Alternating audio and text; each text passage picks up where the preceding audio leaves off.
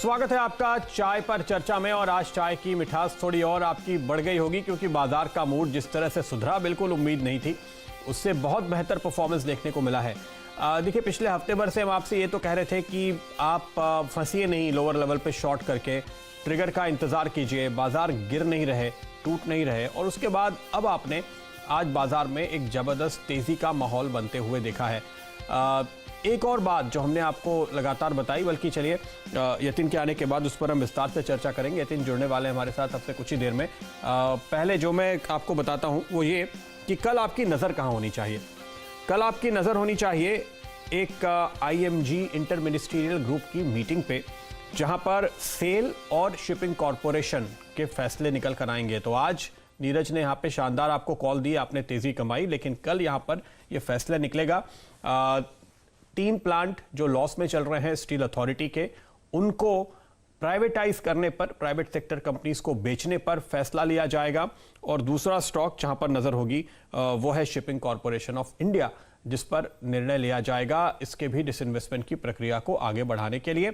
आपको ध्यान होगा ये जो कोरोना की क्राइसिस शुरू हुई उसके पहले सरकार की ओर से शिपिंग कॉरपोरेशन, इसके साथ साथ कंटेनर कॉरपोरेशन, इन 2 कंपनियों के विनिवेश की प्रक्रिया को काफ़ी तेज़ी से आगे बढ़ाया जा रहा था। लॉकडाउन की वजह से, मार्केट में डिसरप्शन की वजह से ये मामला थोड़ा सा अटक गया, लेकिन अब फिर से जैसे जैसे इकोनॉमी पटरी पर लौटती हुई नजर आ रही है, उसके साथ साथ आपको विनिवेश की प्रक्रिया भी, डिसइन्वेस्टमेंट की प्रक्रिया भी पटरी पर लौटती हुई नजर आएगी। तो ये एक अच्छा संकेत जो आपको इन 2 कंपनियों के लिए मिलेगा। इसके अलावा जो कंपनियां और लाइन में लगी हुई हैं, एक है मिधानी, जिसके लिए हमने थोड़ी प्रोसेस को आगे एक्सटेंड होते हुए देखा है। BEML एक और स्टॉक है जहां पर विनिवेश की प्रक्रिया, विनिवेश की चर्चा काहे बगाहे होती रही है। कल एक और अहम चीज होगी, वो है FSDC की meeting, financial stability and development council, जहां पर सारे रेगुलेटर्स मिलेंगे। इस बैठक में RBI गवर्नर होंगे, वित्त मंत्री इसकी अध्यक्षता करेंगी। इस बैठक में सेबी के चीफ होंगे, इसमें PFRDA, IRDA, इन सभी रेगुलेटरी एजेंसीज के प्रमुख मिलेंगे और बाजार में हाल में आए डिसरप्शन, इकोनॉमी के डिसरप्शन पर विचार किया जाएगा। तो वहां से क्या कुछ कोई संकेत निकल कर आते हैं। आमतौर पे ये बॉडी कोई डिसीजन नहीं लेती, लेकिन अगर हाँ कोई सिफारिशें की जाती हैं, सरकार की ओर से कुछ प्रस्ताव बनते हैं, तो वो एक अच्छी खबर आपके लिए हो सकती है। इसके साथ साथ आपकी नजर एक चीज पे होनी चाहिए, वो है यस बैंक पे। कल वायदा कारोबार में फाइनली वीरू यस बैंक का आखिरी दिन होगा। एक लंबी कहानी थी यस बैंक की प्रदीप, और आपको याद होगा सितंबर 2018 में DHFL इशू के बाद जब ये कहानी शुरू हुई यस बैंक की, और फिर दर्द दर्द दर्द, और आज अगर आप देखें सेकंड लास्ट डे था, तो आज कल आखिरी डे है यस बैंक का। बिल्कुल सही कहा प्रदीप ने, 27/60 पे। अच्छा प्रदीप, अभी कुछ देर पहले अल्पेश जी से जब हम चर्चा कर रहे थे तो मैंने ऑटो का जिक्र किया था। आपने इनफैक्ट बहुत अच्छे समराइज किया कि अगर आपकी नजर कहाँ होगी। बहुत सारे फैक्टर्स को हमने डिस्कस किया, हमने फार्मा को डिस्कस किया, हमने ऑटो को डिस्कस किया, सॉरी बैंक्स को डिस्कस किया। मेरी नजर इस सीरीज में, अगली सीरीज में, जिसकी आई थिंक परसों से शुरुआत होगी, शुक्रवार से, मैं पूरे ऑटो बास्केट में नजर रखूंगा। अब कोई कहने को ये भी कह सकता है भाई साहब कि नंबर अभी नहीं है, कोई सेल्स नहीं हुई, लेकिन बाजार आगे की चीज पर शायद थोड़ा सा फोकस करता है। तो मैं एज पर द वीकली चार्ट, एज पर द मंथली चार्ट, जिस चीज पर आप फोकस करने जा रहा हूँ वो है ऑटो। कल मैंने रात को इनफैक्ट ट्विटर पे एक बड़ी इंटरेस्टिंग फिगर डाली थी प्रदीप, और मैंने कहा था लोगों से कि गेस कीजिए ये चार्ट कौन सा है, और वो उन्होंने मैंने जो चार्ट डाला था वो था मारुति का। प्लीज डायरेक्टर साहब एक बार मारुति का चार्ट लेकर आइएगा।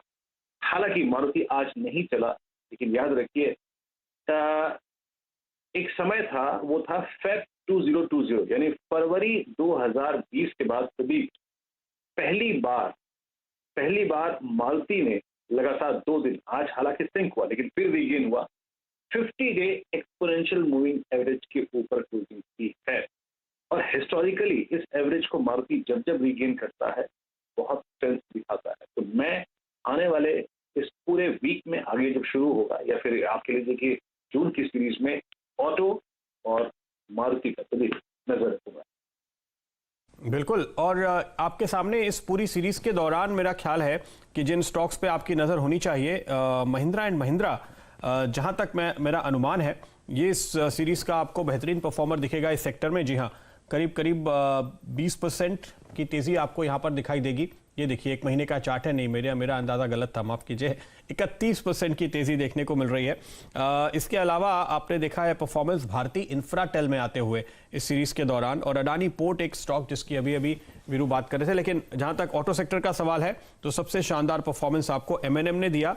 उसके बाद मुझे लगता है आयशर ने अभी पिकअप किया है, हीरो मोटो ने अच्छा परफॉर्मेंस देने की कोशिश की है ऑटो सेक्टर के, ये कुछ और स्टॉक्स होंगे। चलिए बात को आगे बढ़ाते हैं और यतिन अब हमारे साथ जुड़ रहे हैं। यतिन, आमतौर पे जब FIIs सेलिंग की तरफ हों तो हम ये देखते हैं कि बाजार बॉटम नहीं बना पाता। आज जिस तरह से माहौल बदलता हुआ नजर आया है बाजार का, क्या आपके संकेत भी हैं, आपके सूत्र भी ये कह रहे हैं कि FIIs का मूड बदला है? क्योंकि देखिए कल तक के आंकड़े बड़े विचित्र से थे। विचित्र इसलिए क्योंकि अगर आप ओवरऑल एग्रीगेट नंबर देखें तो एक दिन HUL की डील हो गई, बड़ा सा आंकड़ा आ गया, एक दिन भारती की डील हो गई, बड़ा सा आंकड़ा आ गया खरीदारी का, और उसके बाद फिर हर रोज आपको वो रेड बार नीचे की तरफ दिखते थे जहां पे 1000 करोड़, 1500 करोड़, 2000 करोड़ की सेलिंग। तो पैसा आ रहा है, नहीं आ रहा है, क्या कह रहे हैं आप? देखिए प्रदीप, बहुत स्पेसिफिकली FIIs मैं कहूंगा कि ट्रेड कर रहे हैं। काफी क्वालिटी नेम्स में लॉन्ग ओनली फंड्स का इंटरेस्ट है। जो आप जनरल बात कर रहे हैं, जो सेल के आंकड़े आ रहे हैं, मेरे हिसाब से वो काफी सारे जो हेज फंड्स हैं और जो ETFs हैं उनकी बहुत सेलिंग आ रही है। तो लॉन्ग ओनली फंड जो है वो ऑन ट्रैक हैं, चाहे वो भारतीय एयरटेल का ब्लॉक हो, चाहे लीवर का ब्लॉक हो। बहुत बेहतरीन तरीके से उन्होंने इंडियन मार्केट्स में अपना फेथ बरकरार रखा है। लेकिन अगर आप हेज फंड्स की बात करें और खास करके सिंगापुर हांगकांग फंड्स की बात करें, ETFs की बात करें जो US बेस्ड हैं, वहां से काफी सारे अच्छे सेल फ्लोज आ रहे हैं। बट स्पेसिफिकली प्रदीप मैं कहूंगा कि सेल फ्लोज आ रहे हैं। आज की ट्रेड में आपने देखा कि 2 चीजों के कारण शॉर्ट कवरिंग हुई। सबसे पहली बात तो एक्सपायरी के पहले काफी सारे एडजस्टमेंट्स हुए, और दूसरी बात कि जो MSCI की जो चेंजेस है वो आज और कल में मेरे हिसाब से उसका रीबैलेंसिंग होगा।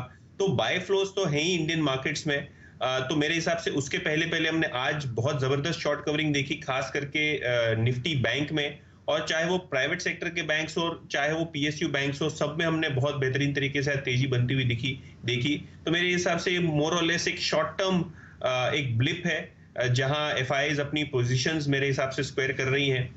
ऑब्वियसली ये जो end of the day data आएगा उसमें हमको ज्यादा जानकारी मिलेगी, लेकिन रुझान तो यही था ट्रेडर्स का कि बहुत अच्छी और बड़ी शॉर्ट कवरिंग आज बैंकिंग में हमको देखने मिली, खास करके जो फ्रंटलाइन प्राइवेट बैंक्स हैं, axis bank, Kotak bank, for that matter ICICI bank. तो बहुत आज एक्शन हमको देखने मिला ICICI बैंक में on the back of short covering. Okay, तो आप कह रहे हैं कि शॉर्ट टर्म का मूव ही समझना चाहिए, लेकिन देखिए इस शॉर्ट टर्म मूव ने आज कॉल राइटर्स को तो बुरी तरह से मार डाला, क्योंकि 17,500, 18,000 बैंक निफ्टी में काफ़ी कॉल राइटर्स खड़े थे, 8,100, 8,200 निफ्टी पे कॉल राइटर्स खड़े थे, और वो सभी फिलहाल फंसते हुए नजर आ रहे हैं। इंसिडेंटली जो हम बात कर रहे थे, जो फाइनल आंकड़ा है अब तक इस महीने 10,434 करोड़ रुपए की खरीदारी का आंकड़ा है FIIs की ओर से, जबकि ज्यादातर दिन आपको जो आंकड़ा दिखता है वो बिकवाली का होता है। तो ये बहुत ही इंटरेस्टिंग है कि FIIs डील्स में खरीद रहे हैं और बाकी मार्केट में आपको हर रोज बिकवाली के आंकड़े दिखा रहे हैं। तो नेट तो इनफ्लो